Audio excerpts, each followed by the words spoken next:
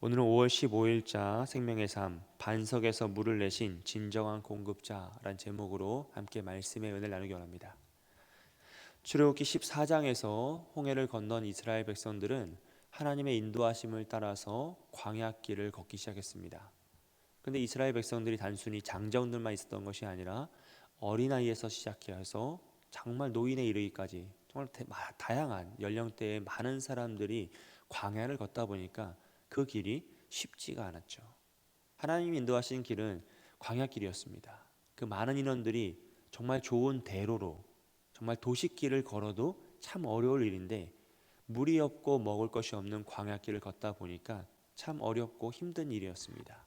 그래서 그들은 때로는 하나님께 또 모세에게 원망을 하기 시작하였습니다.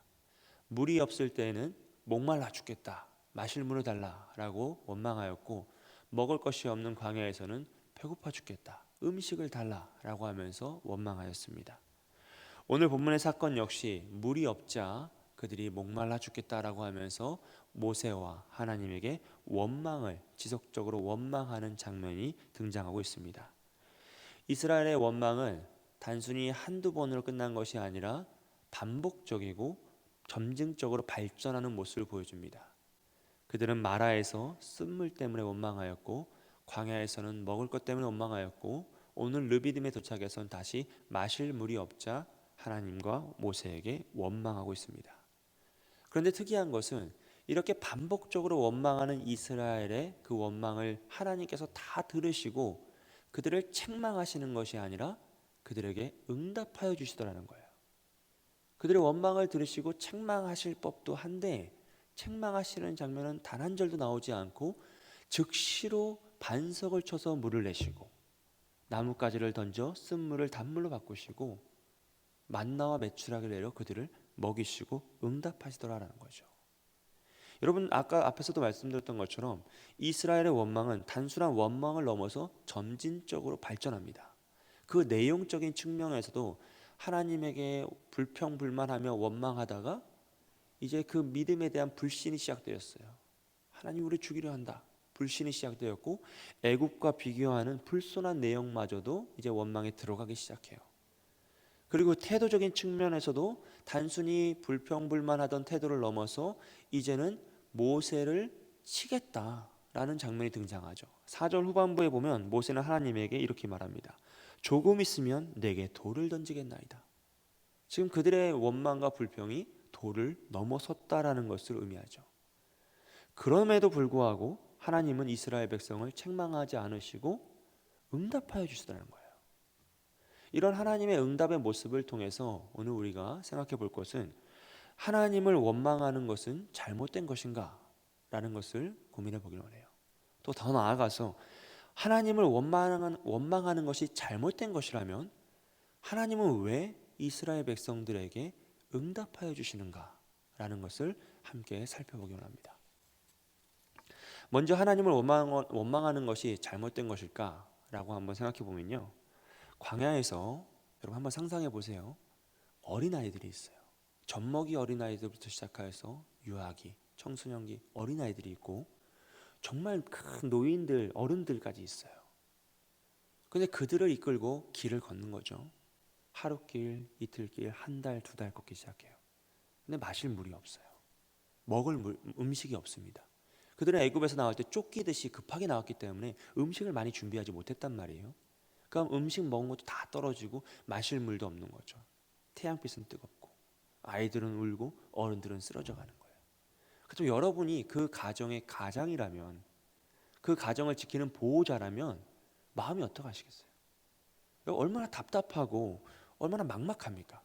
심지어 그 길이 내가 선택하여서 걷는 길이 아니라 하나님이 걸으라 하셔서 하나님의 인도하심을 따라 걷는 길임에도 불구하고 그런 어려움이 생긴다면 여러분 마음이 얼마나 답답하고 막막하시겠어요? 그래서 그들은 물이 없으니 마실 물을 달라고 하는 거예요. 물을 더 달라는 게 아니에요. 더 좋은 물을 달라는 게 아니라 마실 물 자체가 없으니 물을 달라. 먹을 것이 다 떨어졌으니 음식을 달라는 거예요. 더 배불리 먹을 음식, 더 좋은 음식이 아니라 우리가 생존할 수 있는 음식을 달라는 거죠. 여러분, 어찌 보면 한 가정의 가장으로서 또 그 가정을 지키는 보호자로서 이러한 요구는 너무 당연한 것 같아요. 이게 최소한의 생존에 대한 이야기잖아요.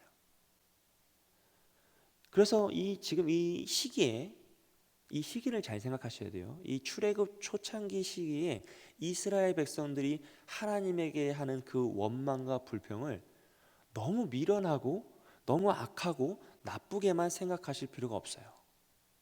왜냐하면 하나님께서 그들을 책망하지 않으시기 때문이에요. 여러분, 우리가 하나님 말씀에 순종하기 위하여 인생의 방향성을 바꾸고 말씀에 순종하기 위하여 내 것을 내려놓고 욕심을 포기하면 꽃길만 걸어갑니까? 그렇지 않다는 거죠. 말씀에 순종하여 원수를 사랑하고 내 것을 포기하여도 우리의 인생에 고난이 찾아올 때가 있어요. 그럼 그때 우리 마음속에 뭐가 생깁니까? 답답함이 생겨요. 분명 기도하였는데, 분명 말씀에 확신을 받고 응답을 받았음에도 불구하고 그게 너무 어렵고 내가 쓰러질 것 같으면, 내 가족이 너무 큰 어려움에 당하면 마음이 답답해지는 거죠. 그러면 우리 어떻게 해요? 하나님에게 원망과 불평의 기도를 할 수 있다는 거예요. 내 마음의 답답함을 하나님 앞에 다 토로하면서, 주님, 이건 어찌 된 일입니까? 왜 주님 분명 도우신다고 했는데, 분명 이 길이 맞다고 했는데 내가 걸어오는 이 길이 왜 이렇게 힘이 듭니까? 라고 하면서 우리가 그 마음을 다 토로할 수 있다는 거예요. 여러분, 그때 하나님은 뭐라고 하십니까? 이 미련하고 악한 종아, 이 게으른 녀석아 라고 하면 책망하십니까? 아니라는 거예요. 우리를 긍휼히 여기시고 위로하시고 도우시며 다시 피할 길을 보여주신다는 거죠.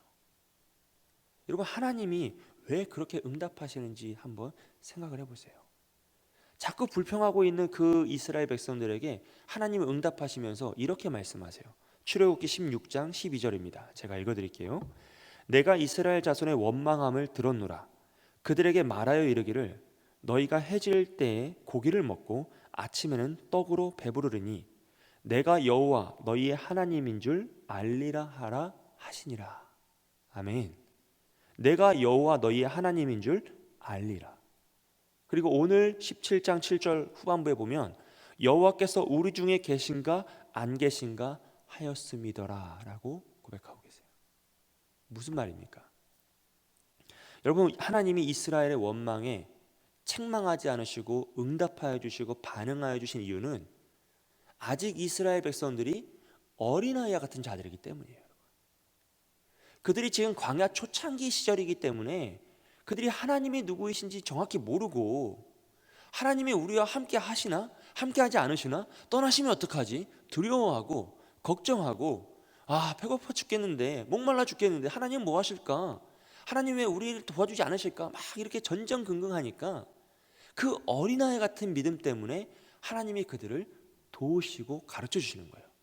내가 너희의 여호와 하나님이고 내가 너희를 돕고 나는 너희를 떠나지 않으며 너희의 갈급함과 너희의 배고픔과 너희의 주림을 잊지 않는다, 외면치 않는다, 나는 너희를 돕는 여호와 하나님이라는 것을 가르쳐 주시기 위해서 그들이 원망할 때 즉시로 해결해 주시는 거예요.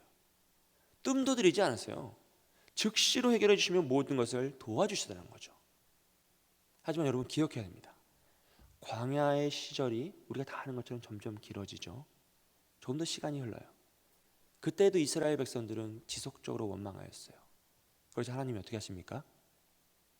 그들의 원망에 즉시로 응답하여 주시는 것이 아니라 그들을 책망하세요.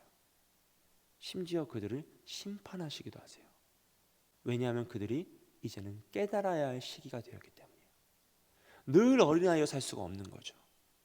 하나님의 도우심과 하나님의 인도하심을 그만큼 누렸다면 이제 점점점 성장하여서 장성한 분량이 되어야 함에도 불구하고 깨닫지 못하는 이스라엘 향하여 하나님은 책망하시며 그들에게 회초리를 드시더라는 거예요. 이젠 그들이 역할을 감당하고 인내로 사명을 완수하고 장성한 분량이 되었음에도 깨닫지 못하자 그들을 가르치시면서 책망하심으로 더 강하게 그들을 이끄심으로 변모하더라는 거죠. 그러면 하나님이 출애굽 초기에 이스라엘 백성들의 원망을 책망하지 않으시고 응답해 주시는 그 모습을 너무 이상하게 생각하실 필요가 없어요. 그들이 아직 어린아이와 같은 자들이었기 때문이다라는 거죠. 여러분, 오늘 우리의 모습은 어떠합니까? 우리는 어린아이 같은 모습입니까? 아니면 어른의 모습입니까? 여러분, 우리도 어린아이 같이 하나님께 울부짖을 수 있고 원망을 다 토로할 수 있습니다. 하나님이 그 우리의 원망과 불평과 그 토로하는 우리의 마음의 그 간절한 기도에 늘 응답하시고 위로하실 때도 있어요. 하지만 우리가 하나님의 응답하심을 경험하고 은혜를 체험하고 말씀을 들음으로써 조금씩 성장하였을 때는 우리가 분명히 장성한 분량이 되었음에도 불구하고 동일한 패턴으로 하나님께 원망하고 불평하면 하나님이 이스라엘 백성들에게 하셨던 것처럼 책망하시고 우리를 심판하실 수도 있다는 것을 우리는 기억해야 돼요. 우리가 아직 어린아이와 같을 때에는 하나님께서 반석에서 물을 쳐서 이스라엘 백성들을 도우셨던 것처럼 우리가 아침에 기도하면 저녁에 응답되고 주여 나를 도우소서 하면 갑자기 돕는 손길이 생기고 그런 놀라운 은혜들이 있잖아요. 하지만 여러분, 우리가 어른이 되어 장성한 분량이 되면 한 달, 두 달 기도하여도 앞이 보이지 않고 정말로 간절하게 기도하지만 뜻대로 되지 않을 때가 있더라는 것이죠. 하지만 그럼에도 불구하고 우리는 어떻게 합니까? 우리의 사명을 붙잡고 묵묵히 기도하며 앞을 향해 나아가야 합니다. 어린아이 때처럼 불평불만과 원망으로 내 감정의 찌꺼기를 다 하나님 앞에 쏟아내는 그렇게 나아가는 것이 아니라 더욱더 절제된 마음으로, 절제된 삶의 패턴으로 주님의 말씀을 의지하여서 언젠가 이루실 하나님의 뜻을 신뢰하면서 한 걸음 한 걸음 믿음으로 사명을 감당하며 나아가야 한다는 것이죠. 사랑하는 성도 여러분, 나이가 많다고 해서 모두가 어른이 되는 것은 아닙니다. 자신의 역할을 감당하고 고난 가운데 묵묵히 사명을 완수하며 더 낮아지고 섬기고 많은 사람들을 사랑하는 이가 바로 어른입니다. 반대로 자기 주장에 사로잡혀 고집부리고 원망과 불평을 일삼는 사람은 그가 아무리 나이가 많을지라도 어린아이 같은 자입니다. 여러분, 오늘 우리에게는 정말로 어른이 필요한 시기입니다. 특별히 우리 교회에는 지금 어른이 필요한 시기예요. 이 어려움 가운데 교회를 위해 눈물로 기도하고 예배의 자리를 사모함으로 그 자리를 지키고 눈물로 기도하며 다음 세대를 양육하고 사랑으로 섬기고 낮아지며 상처받은 이들을 보듬어줄 어른이 필요한 시기입니다. 특별히 오늘은 스승의 날인데 우리 모두가 어린아이와 같이 많은 말과 불평과 원망을 하는 것이 아니라 묵묵히 주님을 사랑함으로 성도들을 더욱더 사랑하고 교회를 섬기고 어린 영혼들을 섬기는 저와 여러분이 되시길 주님의 이름으로 축복드립니다. 함께 기도하겠습니다.